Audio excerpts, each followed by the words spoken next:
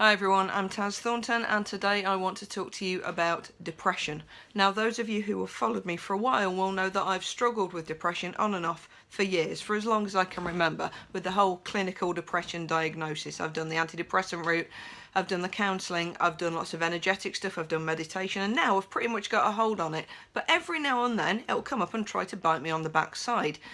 Now though, I can spot it coming and I can take steps to avoid it. But there's something that I feel is quite insidious doing the rounds on social media, and they're all these supposedly self-help memes designed to help people who have depression and help build awareness of it. And a lot of them, for me, it feels like they're coming from a place of anger, from a place of frustration, from a place of a massive two-finger gesture to the rest of the world who don't understand, perhaps from people who are currently sitting in the quagmire.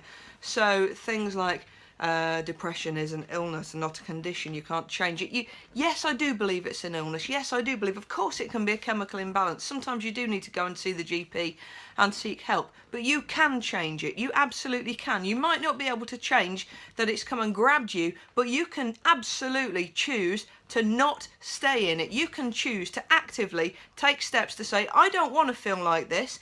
You can seek help from other people. You can go and exercise. You can do something crazy to change your state. Force yourself to do some belly laughs, whatever it is. And I know that sounds like really surface stuff, but there are lots of things you can do to change your state.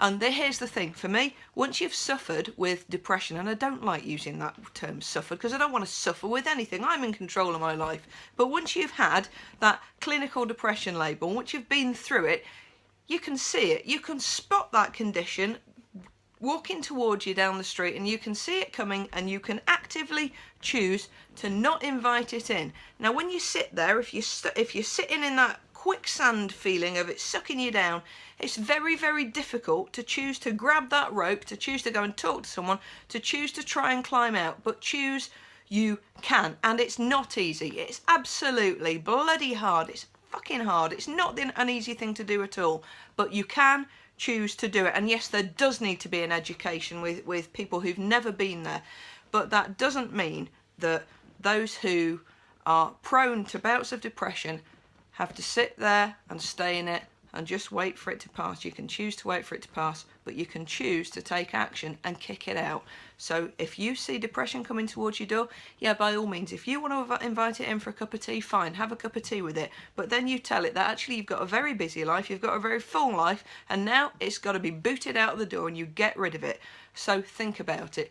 Please, if you want to put stuff out there to help people with depression, with stress, with dis-ease, think about the messages you're putting out there. Put out positive messages that give people positive actions and ways to try and avoid or get out of the situation. Don't encourage people to sink, because that's not helping anybody. I'm Taz Thornton. Please leave me some comments, whether you agree, whether you disagree. Let's just start a conversation going and let's get this stuff talked about, because a lot of the time it is invisible, but sending out angry memes about it ain't going to help anybody.